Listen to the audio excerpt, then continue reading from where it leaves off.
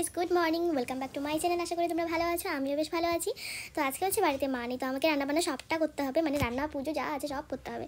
তো সকাল সকাল আমি কাজে লেগে পড়েছি। এখন আমি রান্না করছি। এই তো ডাল হয়ে গেল আমার, আর এই তো গুড় রেখেছি, এটা দিয়ে আমি চাটনি করব, একটু আলু ভাজবো, পেঁয়াজ ডাল, ব্যাস হয়ে গেছে। কালকের এখানে কাঁচকলার কোপ্তা রেঁধেছে আছে, ব্যাস। বাবা আর ভাই খাবে, মা তো নেই, দিদিভাই ওখানে গেছে। আর আমার হচ্ছে মাসির বাড়িতে নেমন্তন্ন, তো আমি সেখানে যাব খেতে। তো তাই আর বেশি কিছু করব না, এটা খেয়ে রান্নাটা শেষ করি। কাল রাত 10টায় দাদাভাই একটু সময়ের জন্য এসেছিলো, মানে মাকে নিয়ে যেতে। তো আমার জন্য একটু পেটিস নিয়ে এসেছে, চকলেট নিয়ে এসেছে, বেশ ভালো লাগছে। তো আজকে ভাবছি যে খাবো, আমি এসব আজকাল খাচ্ছি না। তো দাদাভাই যখন নিয়ে আসলো আর বাড়িতে কেউ নিয়ে আমাকে খেতে হবে, ভাই আর আমি, তো ভাবলাম খাই, ঠিক আছে। আর তারপর একটু করে খাচ্ছি আর কাজ করছি, মানে খেতে সময়টা পাচ্ছি না, এরকম হচ্ছে ব্যাপারটা। মানে দুপুর হয়ে গেছে, এখন রান্নাটা তার আগে, মানে যখন ভাই খেতে যাবে তার আগে তো আমাকে দিতে হবে। তো তাড়াতাড়ি করে করছি, আর আমি একটু চাটনি করছি। এটা একটা নতুন স্টাইলের চাটনি, তোমাদের সামনে ক্যামেরাটা নিয়ে এসেছি, কারণ হচ্ছে আমি ভেবেছিলাম খুব ভালো, আমার তো সব রান্নায় ভীষণ ভালো হয়, লোকে সবাই বলে, যারা যারা ব্লগ দেখে সবাই বলে তুমি রান্নাটা কবে খাওয়াবে, এরকম একটা ব্যাপার। তো এই সব ভালো রান্নার মাঝে আমি একটা ভালো কথা বলছি এখন, যে আমি যে চাটনিটা রান্না করছিলাম একদম ভালো হয়নি, তো এরকম করে কেউ খেয়ে না। আমি টমেটোটাকে পেস্ট করে নিয়েছি তাড়াতাড়ি হবে বলে, আর আমি ভেবেছিলাম যে এটা নতুন প্রসেসে রান্না করবো, কিন্তু কোথায়, কোনো টেস্টই হয়নি, কেউ খেতে পারেনি, ফেলে দিয়েছে। দেখো এরকম করে কেউ বলবে ক্যামেরা অন করে, আমি বলে দিচ্ছি, কারণ এটা ভালো হয়নি তো এটা বলতেই হবে, বলো ভালোটা তো ভালো বলবোই।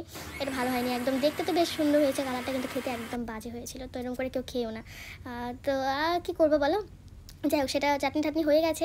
তারপর একটু আলুটা ভেজে নেব, মানে আলুটাকে আমি পোলে নিয়েছি, সেই যে কী বলে ওটা দিয়ে, মানে সে কাটার টাইপের কিছু একটা, ওটার নাম আমি জানি না, আরেকদিন তোমাদেরকে দেখিয়ে দেবো। সেটা দিয়ে আলুটা পোলেছি, কারণ আমি হাত দিয়ে পোলতে পারবো না, হাত দিয়ে পোলতে গেলে আমার হাতটা কেটে যাবে, আর সেরকম করে মানে পারি না। চাকু দিয়ে কতক্ষণে আর আলুটা কাটবো বলো, আমি বটি দিয়ে কাটতে গেলে আমার হাত কেটে যায়, তো আমি সেরকম করে পারি না। বাড়িতে তো মানেই, সপ্তাহে আমাদের বাড়িতে 7 দিনের মধ্যে ধরো 3-4 দিন তো মা থাকেই না, এরকম একটা ব্যাপার সবসময় চলে।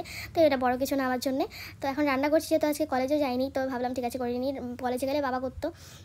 তারপর হচ্ছে চাটনিটা আমার হয়ে গেছে, এখন একটু আলুটা ভাজবো। তারপর ভাবলাম না, আলুটা পরে ভাজি, একটা ভালো আর একটা মানে মাথা আমার কী সব ঘুরে জানি না, আমি ভাবলাম ঘিটাকে একটু তৈরি করিনি। তোমরা যারা ঘি তৈরি করতে পারো না, এমন অনেকেই আছে, অনেকেই পারে, আবার সেটা বলছি না আমি, কিন্তু যারা যারা পারো না তাদেরকে বলছি। সবার বাড়িতে তো দুধ তো নিয়ে আসাই হয় বাইরে থেকে, তো সেখানে দুধটা একটু জাল করে, তো সবার বাড়িতেই দুধের একটু হলেও শর্ট থাকে, তো সেটাকে একটু একটু করে উঠিয়ে রাখবে একটা বাটিতে, ফ্রিজে রাখতে পারো। এখন তো ঠান্ডা দিন, তো বাইরেও রাখা যেতে পারে, জানি না নষ্ট হবে কি না, তবে আমরা তো ফ্রিজেই রাখি। তো সেটা রাখতে রাখতে যেই সপ্তাহে তোমরা ধরো শনিবারটা নিরামিষ খাও বা সোমবারটা নিরামিষ খাও, আমরা তো সোমবারটা নিরামিষ খাই, তো সেরকম যে কোনো একটা দিন যখন নিরামিষটা হবে, তো ঘিটা সেই শর্টটাকে বের করে নিয়ে একটু পেস্ট করবে, আমি তো দেখিয়েই দিলাম, সেরকম করে একটু পেস্ট করে নেবে। তারপরে মানে কড়াটা গরম করে দিয়ে দেবে, বেশ সুন্দর ঘি হয়, মানে খেতে ভীষণ ভালো, একদম ঘরের ঘি যেরকম একটা স্মেল হয় না, ভীষণ সারা বাড়ি একদম আমলমল হয়ে যায়, সেরকম একটা ভালো ঘি হয়। তো এই যে আমার ঘিটাও হয়ে গেছে, দেখো কি সুন্দর ইয়েলো হয়ে গেছে, মানে তেলটা ছেড়ে দিয়েছে, আর এখন যেটা গন্ধ বেরিয়েছে, মানে স্মেলটা দুর্দান্ত একটা বেরোয়, ভীষণ ভালো লাগে। ঘি দিয়ে তো ভাত খেতে সবাই ভালোবাসে, আমরা সবাই ভালোবাসি ভীষণ, তোমরাও বাসো আমরাও বাসি। তো সেক্ষেত্রে যদি এটা ঘরের ঘি হয়, মানে কেনা ঘিটা তো সবসময়ই খাই, ঘরের ঘিটা হলে তো মানে ভাত আর একটু বেশি করে লাল হয়ে গেছে, আর একটু যদি ভাজতাম আমি, সেটা পুড়ে যেত, মানে নামানোর পরও একটু লাল লাল হয়ে যায়, ওই বাটিতেই গরমে গরমে হয়ে যায়। তো তারপর তাড়াতাড়ি করে নামিয়ে নিলাম, আর এখন আমি এখানে আলুটা ভাজবো। আগে ভাজতাম, কিন্তু এখন ভাবলাম যে পরে ভাজি, তাহলে আলুটা একটু ঘি স্মেলটা থাকবে, বেশ ভালো লাগবে বিষয়টা। তো এখন আলুটাকে ভেজে নিচ্ছি, আর আলুটা যেহেতু আমি একদম পোলে নিয়েছি, একদম মানে কী বলবো, সরু হয়েছে, তাই আর কি কড়াইতে লেগেই গেছে, তো কিছু করার নেই, আর কেউ খাওয়ারও নেই, ভাই আমি আর বাবাই খাবো। আর আমার রান্না যতই বাজে হোক, আমার বাবা কখনো বাজে বলে না, বেশ ভালো খায়। তো আমার ডাল হয়ে গেছে, চাটনি হয়ে গেছে, আলু ভাজিটা হয়ে গেছে, ঘি হয়ে গেছে। তারপর বাবা এসে বলছে এত কিছু রান্না করতে হবে না, তোকে এত কষ্ট করতে হবে না, আর আমি ওসব একটাও খাবো না। কেন খাবো না সেটা কদিন পরেই বলবো তোমাদের। তো যাই হোক, দেখে নাও আমার রান্নাবান্না কী হয়ে গেছে, এই তো এটা ওটা। চাটনিটা দেখতে ভীষণ লাল লাল হয়েছে, খুব সুন্দর হয়েছে, কিন্তু খেতে ভালো হয়নি, কেউ খেতে পারেনি, আর আমাকে অবশ্য বলেও নি যে খেতে পারলাম না, ভালো হয়নি বা কিছু, যেভাবে দিয়েছিলাম সেভাবেই ছিল, বাটি দিয়ে ঢেকে রেখেছিল বাবা। আর মা কোথায় গেছে সেটা এখন বলছে, মা গেছে হচ্ছে দিদিভাইয়ের ওখানে, কালকে রাত্রে দাদাভাই এসে নিয়ে গেছে, মানে দিদিভাইয়ের প্রচণ্ড শরীর খারাপ, তো মা একটু গেল দিদিভাইকে দেখতে। আর অনেকদিন থেকেও মা যায় না ওখানে, মার স্কুল করে তো যেতেই পারে না, রোজ স্কুলে যেতে হয়, বাবা মা একজনও দিদিভাইয়ের ওখানে যেতে পারে না, মানে কি আর বলবো বলো, ওরও তো খারাপ লাগে, এতদিন থেকে ওখানে আছে, বাবা মার সাথে দেখা দেখি নেই। তো তারপর মা বাবা দুজনেই আজকে, মানে বাবা যাবে বিকেলবেলা, তো কালকে মা চলে গেছে। আর আমি এখন একটু বাইরে আসলাম, আমার গাছগুলোর সাথে তোমাদের একটু পরিচয় করিয়ে দিচ্ছি, দাঁড়াও। ভীষণই ভালো লাগে দেখতে।